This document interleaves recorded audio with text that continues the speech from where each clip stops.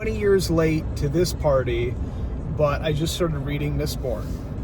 And this has been a transcendent experience for fantasy for me. Oh my God. Again, I'm very late on this. I don't need to explain how great Brandon Sanderson is. But it has been like everything that I've wanted from fantasy for a long time. The idea that you could have epic fantasy, you know, it is quite a large manuscript and the world building and the magic system, but be able to deliver that to the reader in a really tight, focused way. Clearly, I haven't been reading enough. I just never, I was looking in the wrong spots, right? I didn't know that was there. So I pick up Mistborn, and there's a directness to his writing. I've never read anything quite like it. It's strange. Like, it's, for me, this is just my opinion, and I might be off on this, but for me, it's not like Sanderson doesn't have a style or a voice. That would be ridiculous to say that. And I haven't read enough of his work. But there's this really strange, like, formlessness to the writing that I've never experienced with anyone else. Like, if you read, like, a David Gemmell novel, we'll say, like, it's Gemmell. There's a cadence to it. If you read Stephen King, usually you can kind of tell it's Stephen King. There's something about it. And a lot of writers have that. Whether it's a flaw they have or a trope or something they specifically lean into. It's like acting, right? Like, some actors are really good and can change themselves, but at the end of the day, there's still a specific part about that actor that makes them them. I find reading Mistborn, it's like I can't... How do I describe it? Maybe it's like... This might be a terrible metaphor, but it might be like a fighting style. Follow me. So you've got, your wrestling and boxing and karate and jiu-jitsu, and if you saw a silhouette of a human being doing that, if you're well versed enough, you would be able to kind of tell. You're like, oh, I know that's karate, for example, with the bladed stance and stuff. You can just kind of tell what the style is.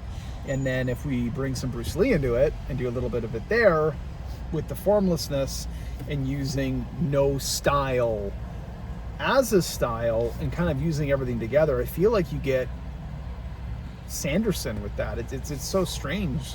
Like, everything flows, at least for me right now, early on. We're doing Mistborn. Everything's flowing in a way where there's no specific, like specific cadence, for example. Almost like repeating yourself. You have Vin as a character get entered, and I was like, oh man, this could go one of two ways, because I remember I was reading it was The Black Prism by Brent Weeks, which was really good, but it kind of took me out. I really didn't like the character Kip. I didn't like how he was always talking about like fucking the tits on women and shit, and I felt like oddly horny. It was weird. And Brent Weeks is like, I really like some of his sequences as well. This isn't like a critique, that's not what this is. But there's like little tropes that he would lean into, and we were always talking about tits and tight dresses and how horny everybody was in all the scenes, and it was just like, oh fuck, it took me out of it. Whereas like with Sanderson, he never repeated something and never hammered home a point more than he needed to. It's like we enter Vin as a character, and she's a street urchin, and she's a thief, and she's thin, and she's scared, and she's beaten. And where some authors they'll stay there for like a book, and it's just fucking endless. It's like, okay, move on, we get it, right? It's almost like a movie. Like, you've only got 2 hours, you gotta go.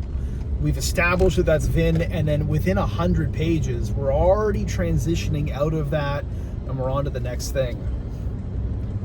So that, as I segued there, has been something that's unique, and I can't dial in what the hell he's doing with his technique, if you will. It's very strange. It's almost like it's so... I'm just glazing there. It's like it's so perfect in a way. He's not lingering on any one thing, and you're delivering an epic fantasy novel. It's just blown me away. My point with all of that is, I've been sitting here for years, on and off, on the big one, my own epic fantasy novel, and that's like, well, what, it took him like 15 years to write Stormlight Archive, so it's something like that.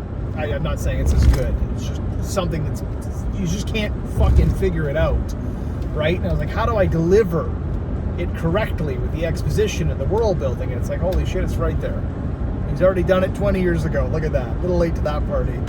It just blew me away. I've really been enjoying reading a lot more lately. I feel like I almost fell off as a writer there. There must have been a good 5-year period where it was like, to get me in front of the laptop, in front of the keyboard, to actually put something down. Like, the ideas never stopped. I never stopped up here, and I had notepads filled with it, but I wasn't doing anything. I wasn't going anywhere. Now, using this combination of, what an epiphany, right? Hey, if you're writing, you should probably be reading as well. Wow. But it's finding the right book. And that's been really enjoying that, because I haven't put a video up in a while, so I don't think I've talked about this. But all the stuff going on with the old man, I felt like, hey, why not? I'm important. I should write a memoir about my time with my dad, because it's fucking crazy. What I didn't realize was just how depressing that was going to get. And I don't, by no means was it like the worst. It's pretty bad at times, but it wasn't the worst. But I didn't realize how difficult it would be to like go back to the childhood. And that's just, I was like, oh my God, I needed like a break from it. So I'm going to transition to the next part, which is I've always wanted to write, I always had these video game ideas, right? And who doesn't love giant robots? I always just had like these stupid little stories. And for me, because it's like, I have a tendency to almost over-explain things in my brain. Like I need everything to be very rational. But like the things that we're writing about, they make no sense anyway. You got to suspend your disbelief. So I always loved the idea, though. I sent it to my buddy. I was like, check this out, man. It's definitely about giant robots and mechs, certainly. There's just a little bit of nuance, but it's a video game, though, so it can't take itself too seriously. I needed that to be like paramount to the writing, is that we're aware that they're playing a video game and it's not that serious. That ballooned out of control because I was just submitting some old short stories and I didn't really expect them to go anywhere, but I was just like, let's just get into the habit of sending the work in, right? That's what I should be doing, and it's been good, and the rejection letters have been beautiful, as expected. I mean, this isn't like award-winning stuff I've been sending in, but it's just been good. It's good to get like the rejections as well, because you're always hopeful. You always want to know. You're like, oh, this could go somewhere, and then it gets rejected. So this new story that I'm working on, it started off as just that, not flash fiction, but 5,000-10,000 words, little short story of like this fight scene with the mechs, and it quickly ballooned out of control, but in a good way. It's crazy. I said this a little while ago when I was doing the memoir. Nothing had ever kind of come out that quick, and then I hit like a writer's block in a wall, not because I just wasn't enjoying it. So it's not done. I just needed something to kind of pivot to that was a little bit happier, and that's what this new project is. It's been crazy. I think we're already at like, I don't know, I'm saying we. I am almost at like 25,000 words on it in maybe a week or two, which isn't that impressive by like a professional standpoint, but for just, me doing it for fun, I'm like, oh shit, like we're getting there. We're getting there. That's been a lot of fun. The short story, if you want to know, got rejected instantly. The bastards. I thought that one, well, to be fair, who knows what it was up against and if it was right or not, but I thought it was a cool story, which has expanded. I'm happy to say it's been a while since I've done one of these, so I just kind of wanted to get it all out there. Reading Mistborn, writing the memoir, now I'm doing a story about mechs in a video game. It's almost like, what would it be like? It's like if Ready Player One didn't have like this fucking subplot that the whole world's ending and people are getting murdered and thrown out windows. Kind of like that. And I really liked Ready Player One. There's nothing wrong with that. But like a quarter of way into Ready Player One, like the family's got blown up and murdered. His friends are getting killed. The fate of the world is at stake. It just got crazy. And I'm like, what if it was just about them playing video games in the Oasis? Like, what if we just used that? And it's just, not every story needs to be about the fate of the world, right? It doesn't have to be about that. And as I'm writing this, oddly enough, I'm not even like a huge hockey guy. I'm not, but I guess like the last year I did watch everything from start to finish. It kind of stuck with me. I like the idea of incorporating like a professional sports aspect into it, and everyone's gonna laugh. One of my favorite parts of, I only ever watched season 1, but I watched Legend of Korra a while ago, and I love the I probably don't know if I'd love it now, but at the time, whatever sport they were playing, they had to, like, you know, airbend and shit and throw stuff at each other. It was like dodgeball. I don't know. I thought that was super cool. And that's not at all what the writing's like, but I like the, like, what if it was just a story about people playing sports in a way, but the sport is a giant mech game. So that's where we're going. And it's been a lot of fun. And I hope to get back to doing these more. I've just been, good Lord, things have been busy lately. Holy. So we'll check back in. Hopefully I'll have Mistborn finished soon too. I've been reading the hell out of that. That's just, again, I gotta go back to it, man. I gotta go back to it. Because I'd seen a ton of Brandon Sanderson videos on YouTube, and I'm like, I'm so jealous, but in a good way. I'm just like, this fucking guy is killing it. Like, if ever there's a dude to look up to, that's like, I'm totally on like this Brandon Sanderson like fanboy trip lately. I don't know. I just watch his videos and read his books. I'm like, this is so cool. This guy's killing it. And now reading his work, I get it. But I can't tell you why, though. I gotta do my own video on that. I don't think I'm articulate enough to make that make sense, and I certainly haven't read enough just books in general to even explain myself. I read his writing, and it's like there's no form to it. There's no style, but there is. I don't know what I'm trying to say. Hopefully I can make this make sense. You read other genres, you read other books, and there's tropes. And I remember I watched a video recently where he's like, if you try to get away from the tropes, you'll end up going back, and you can't have a tropeless book. But it's not perfect. But the writing, it's so clean. For me. Maybe I'm just in like this honeymoon phase. I don't know. Maybe it'll taper off. But judging on the book sales and stuff, I don't think it does. I don't know what it's doing to my brain.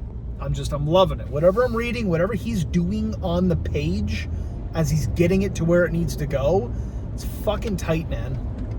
It's exactly what you need I think a giant manuscript. I think Mistborn's like 700 pages. I don't know how many words, but it's fucking big enough. I gotta end it soon, but it just makes me think of George Martin with A Song of Ice and Fire. I got a couple more minutes left, maybe. And again, this isn't a critique, but with Game of Thrones and what was it, A Clash of Kings and stuff, I find like George would lose himself. For me, he'd lose himself on the page, and he would just end up kind of meandering around the world. And it's like, yeah, the world's great, but like we're not going anywhere. I remember one of the standout points was A Feast for Crows. Fuck, that road's closed. That was the 4th manuscript. It was too big to be turned into one, so we split it into 2. Don't do that. And, oh my God, maybe I'm over-exaggerating. And I think I've talked about this before, but he's got this whole sequence with Brienne of Tarth. Was she even a POV in any of the first 3? No, she's not. So we're just doing Brienne of Tarth stuff. And man, I will never forget it. She's walking through this village, and she's got to get her shield painted. And I'm just like, he's just going on for fucking pages. Like, pages and pages. I can't even understand how you could write that. It's like, you've really got to love your story to do that to a page. Jesus, look at the traffic. Holy shit. Wow. Good Lord, boys, you're never getting through. But like, that's what I mean. Like, how much better would Game of Thrones have been if Sanderson would have wrote it? And I know he finished Wheel of Time. I was joking about that with my cousin the other night. Sanderson's going to finish Game of Thrones. He's just going to start finishing everything. He's gonna write the 4th Lord of the Rings book, and it's going to be better. But it's like, he just knows, I guess, where he's going with it. Maybe George didn't. Or maybe that was the trope of epic fantasy. And some people, like, I love those books. I read A Song of Ice and Fire. But sometimes when you're reading it, it's like, there's just too much. There's just too much going on. I've talked about this for a while. I just finally found out what I needed. And it was, Mistborn. Of like, we're getting there. We're going to where we need. At least for me, it feels like that. I feel like we're not wasting a lot of time on the page, which is important.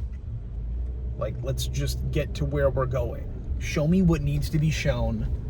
And I mean, have fun with it, of course, because you're the writer, so he's got to have his fun. But it's like, through that, I should also, as the reader, be engaged. And it's like, we're keeping it tight. There's not a lot of POVs. The magic system, of course, Sanderson, it's, it's just being handed out in such a way. It's great. This is just kind of turned into, again, just me talking about how amazing Mistborn is. But I think just as a writer, as someone who's practicing his craft, I'm not formally educated. I didn't go to school for this. I don't have peers to talk to.